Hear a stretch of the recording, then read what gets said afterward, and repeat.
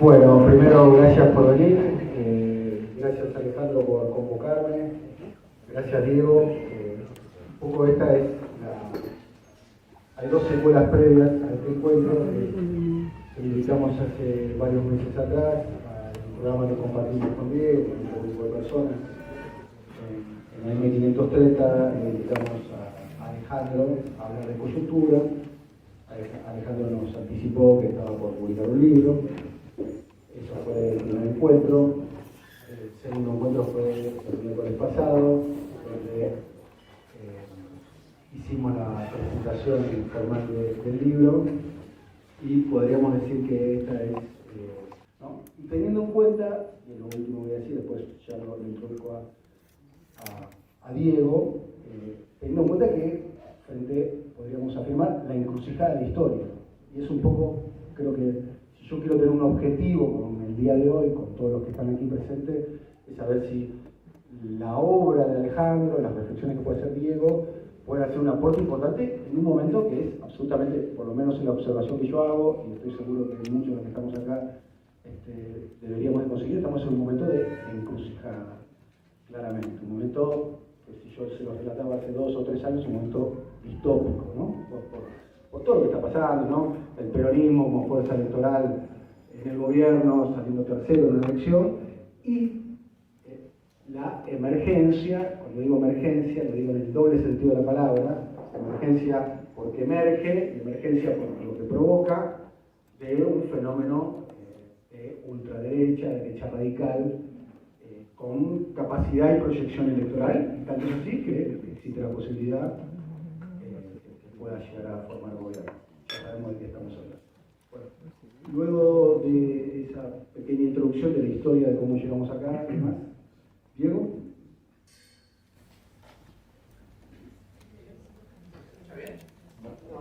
¿Qué te pasé? ¿Ahí se escucha bien? Yo creo que me equivoqué porque preparé como una presentación de un libro, digamos, ¿no?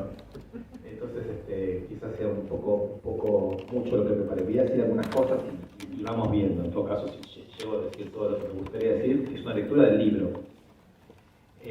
Antes que nada, me gustaría subrayar algo de lo que dijo Daniel, diciendo algo de Daniel.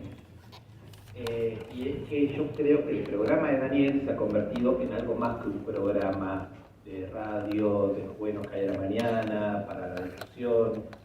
Yo creo que hubo un compromiso bastante fuerte de parte de Daniel y de su equipo de mantener estos años un lugar en donde hablar del descontento que nos producía lo que estaba ocurriendo en medio de un sistema de chantajes cruzados que no permite prácticamente en ningún lado hablar con términos de manera libre y real sobre lo que está ocurriendo. Son un lugar de elaboración que me imagino que muchas y muchos de ustedes escucharán en las mañanas cuando pueden o después en los podcasts. A mí me pasa todas las semanas que escuchaste lo que dijo tal, escuchaste lo que dijo tal, siempre referido al programa de Daniel. Entonces, más allá de que para mí es me parece, estoy muy agradecido por poder participar del programa. También digo, no participaría de un programa que no fuera así. ¿No? Entonces, me parece que esa condición, digamos, hay que remarcarla fuerte.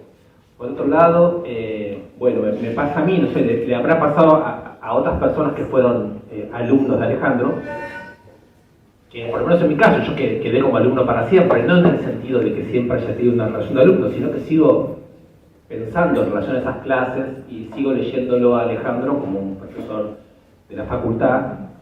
Y entonces, siempre que lo leo, siempre que vuelvo y converso con Alejandro, siempre estoy también en una partecita mía está pensando, ¿entiendo bien, Alejandro, lo que decís? O sea, ¿está funcionando? Y otra parte no, otra parte lo discuto, ¿no? Otra parte lo discuto porque me parece que es la práctica a tener con quien piensa. Entonces, 4 preguntas que se me habían ocurrido a mí, que yo creo, como dice Daniel, son 4 preguntas muy para pensar ahora, que sería Desarmar el kirchnerismo. Claramente es un libro construido por 2 textos. Uno, el primero es El peronismo estallado, que es una crónica en términos de historia conceptual de la derrota, digamos, ¿no? Del 76 para acá se puede, perdón, sí, vamos a decirlo así, son dos textos. El segundo, Democracia de la Derrota, va del 76 al 89, ahora está reescrito y republicado, y es la segunda parte. La primera parte, el peronismo estallado, agarra el kirchnerismo entero, llega hasta el gobierno actual de Alberto Fernández, y entre los dos textos se arma una panorámica que yo llamaría historia conceptual de la derrota o historia conceptual para salir de la derrota. Es lo que yo creo que Alejandro hace. Y creo que Alejandro lo hace porque parte de un diagnóstico muy explícito en sus textos, que es que los derrotados son o somos aquellos que no podemos leer nuestra situación, que no podemos hacer balances efectivos de nuestras circunstancias, no nos podemos apropiar de la situación en la que estamos. O sea que la derrota es política, sí, es evidentemente que es política, pero también es cognitiva, es sobre todo cognitiva, y en el caso de Alejandro es muy claro, ¿no? Hay una relación directa entre estar políticamente derrotado y carecer de los instrumentos conceptuales con los cuales podríamos pensar esa situación. Pero algo más, que dijo Alejandro hace poco en una conversación que tuvimos con un podcast.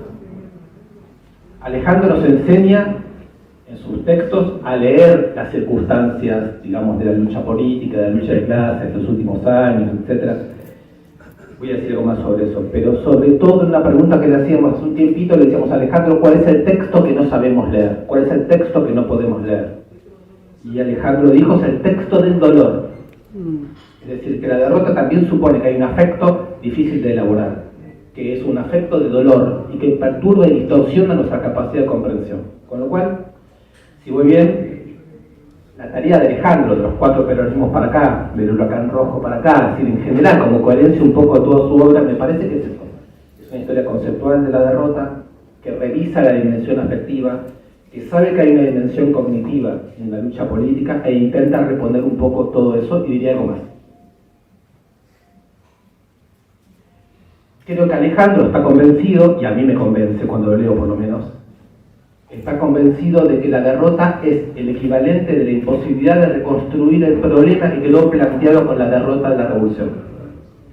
Es decir, que desde la derrota de la revolución, desde el momento en que para nosotros pensar la política ya excluye la posibilidad misma de pensar la revolución, se ha cerrado la política como campo en donde se pueden plantear problemas. La política no es más un lugar de pensamiento, no es más un lugar en donde podríamos plantear problemas que podríamos resolver. Creo que esa es la derrota, y creo que Alejandro cuenta esta derrota de la siguiente manera. En el 76 queda abolida no solo la temática de la revolución, porque la temática puede volver cínicamente de mil maneras, puede quedar mistificada, la revolución puede quedar cristalizada, puede quedar mistificada, puede seguir apareciendo de maneras inofensivas o pervertidas, sino el sujeto histórico de esa revolución, ¿no? Alejandro lo llama movimiento obrero y de izquierda, ¿no? Que es de la izquierda algo que tiene 1000 formas entre nosotros.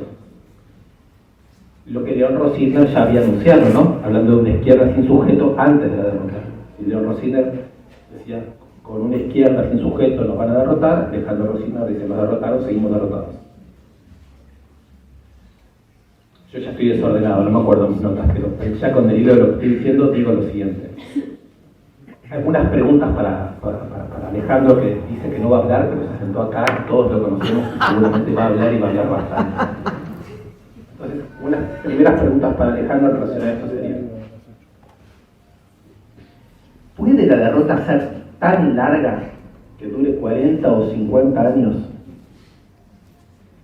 Tan larga que, dice Alejandro, Alfonsín no es el primer, estoy citando en la primera edición de la Democracia de la Derrota, Alfonsín no es el primer gobierno democrático, es el primer gobierno electo o parlamentario, porque la democracia es la parlamentarización de la derrota, es el modo parlamentario por el cual dominan las clases dominantes, digamos, ¿no? ¿Puede el gobierno de Alfonsín ser considerado el primer gobierno democrático o debería ser considerado más bien como el primer gobierno parlamentario de la derrota? Toda una definición, ¿no? Y el de Menem el segundo. Gobiernos de la derrota. ¿Por qué gobiernos de la derrota? No solo porque no logran revertir una derrota, la del 76, sino también porque ni se proponen cuestionar un programa, que es un programa del partido de Estado, son las categorías que usa Alejandro, los 4 peronismos, y él vuelve a usar ahora en este libro. Son categorías que Alejandro además las quiero destacar porque son categorías que Alejandro nos propone como condición de esta historia conceptual para salir de la derrota. No son categorías de ciencias sociales, son algo más, son un intento de proponernos unas categorías con las cuales podamos pensar el proceso político con esta perspectiva de si alguna vez podremos salir de la derrota. Y ahí lo que creo que Alejandro dice es el partido de Estado, es decir, el programa de las clases dominantes en la Argentina del 76 en adelante, supone siempre garantizar la exportación del excedente, la fuga del excedente. No quedan acá los recursos producidos, entran al sistema financiero y se fugan. La deuda, dice Alejandro, no es mala praxis, es parte del programa que lleva adelante el Estado argentino a través de todos sus partidos políticos, cada uno, digamos, en orden de sucesión con el que toca gobernar. El plan austral permanente, con modificaciones, con variantes, que se da en una sucesión de ciclos que suponen hiperinflación, default, crisis. Con lo cual, la democracia nuestra, digamos 40 años de democracia, está determinada por crisis sucesivas. Quiero nombrar especialmente una porque es parte de lo que yo creo que es una discusión que quedó pendiente, que es la crisis del 2001. Yo creo que es una discusión que quedó pendiente por dos razones. La primera razón, porque fue la única oportunidad que nosotros tenemos en 50 años de pensar una crisis desde abajo.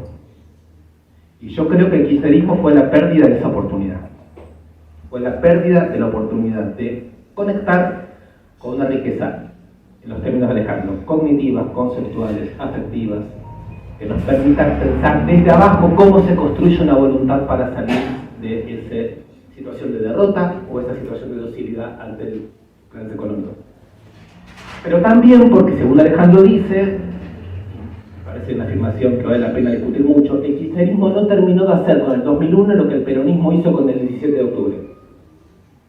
Es decir, si la clase obrera, fordista, etc., era la base de un movimiento político dirigido por Perón, una nueva presentación de la clase trabajadora argentina, que es una clase trabajadora entre desocupada, entre precaria, entre informalizada, etc., no fue tomada plenamente como el conjunto de posibilidades de fuerza, digamos así, para dar el enfrentamiento que el kirchnerismo habría perdido, según Alejandro, en el 2008, cuando en la relación con la crisis con Decampo confiende al Parlamento como lugar de resolución. ¿Sí? Exagerada creencia en las instituciones de la democracia, escasez absoluta de creencias en las fuerzas sociales tal y como participan en la calle, en la organización popular, en la vida cotidiana. Entonces ahí tendríamos en torno al 2001 una serie de problemas. Bueno, vienen aquí las preguntas, para no hacerlo tan largo, las preguntas que yo quisiera hacer. La primera pregunta que me quiero hacer es esta. Si el mejor momento del kirchnerismo, no sé, cada uno elija cuál sea, si es el momento de la reivindicación de los derechos humanos, bajar el cuadro de Videla, hablar del piquete de la abundancia, la ley de medios, cada uno elija el momento que más le gusta. No fue suficiente para desafiar a las clases dominantes. Y no solo eso, sino que no fue suficiente para hacer ese desafío, pero sí para ganarse el odio definitivo de esas clases que después atentan contra Cristina, ¿no? Ya sabemos. Es decir, si se creen que se puede una guerra sin movilizar la fuerza suficiente como para enfrentarla, y entonces después la derrota es brutal. Pero tampoco el 2001 es suficiente para elaborar la derrota. Si los derechos humanos, los feminismos, todas las formas de afectividad colectiva que en este país conocemos y que por lo menos hasta la pandemia fueron vitales para todos nosotros.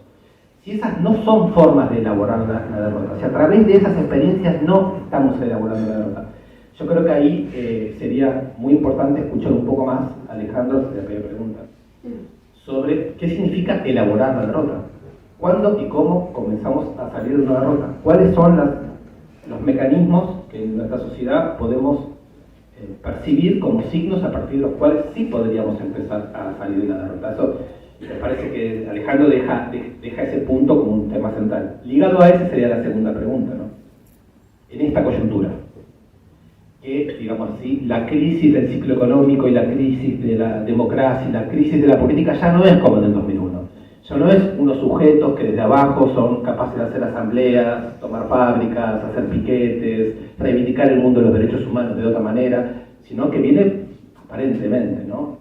Viene del lado de una extrema derecha. Una extrema derecha que pregunta, ¿es una extrema derecha que viene a realizar pregunta para Alejandro, ¿no? ¿Viene a realizar este programa del partido de Estado o es una conmoción relativamente sobre la que sabemos poco, digamos, ¿no? Y acá va la segunda pregunta. ¿Y la izquierda? ¿Qué pasa con la izquierda? Pues la capacidad de hacer política de izquierda en la Argentina. No lo digo para burlar de los partidos de izquierda. Lo digo para preguntar sobre la izquierda peronista, la izquierda trotskista, la izquierda anarquista, la izquierda guevarista, la izquierda posmoderna, la izquierda Foucaultiana, me da igual. O sea, ¿qué le pasa? ¿Qué nos pasa a nosotros en semejante crisis que no podemos organizar formas de intervención política? Esa sería la segunda pregunta, que me parece clave total. No porque quiera que Alejandro lo pueda resolver, pero son temas que le importan, ¿no? Son los temas que lo hacen escribir. Y la tercera pregunta que le quisiera hacer a Alejandro, ya muy distraído de lo que había preparado, porque es lo que había más, es... Alejandro nos dijo en una reunión hace un tiempo a un par de amigos que le gustaba muchísimo cómo escribía Ricardo Piglia, que los mapas de lectura de Ricardo Piglia le parecían maravillosos. Y lo que en Alejandro es un elogio, dijo, es como alguien que hace lecturas leninistas en literatura.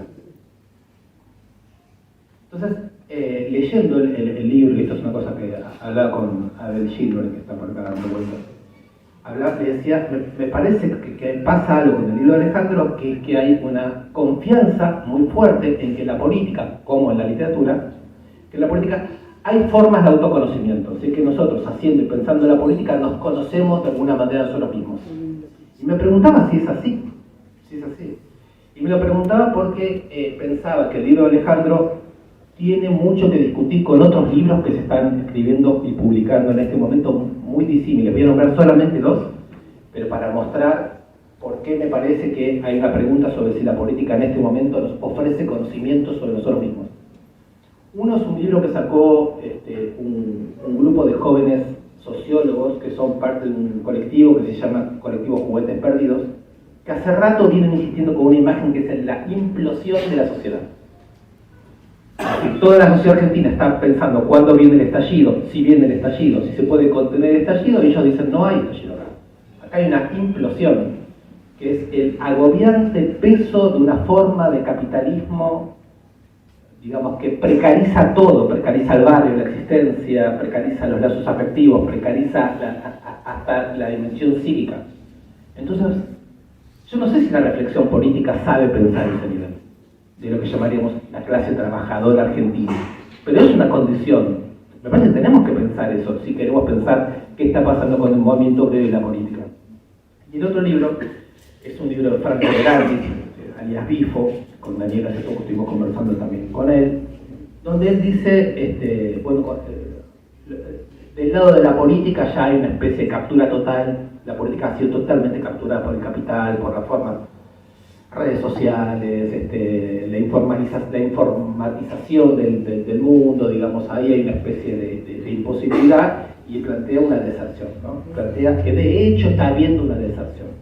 Entonces podemos hablar infinitamente si esa deserción es, como él dice, una tendencia, o es una táctica, o es algo demasiado europeo, o es algo que habla de nosotros, si eso implica rendirse respecto a una lucha política que no estamos dispuestos a hacer. Lo podemos discutir mucho, pero me parece interesante preguntarnos en relación con qué otros textos la política es forma de conocimiento.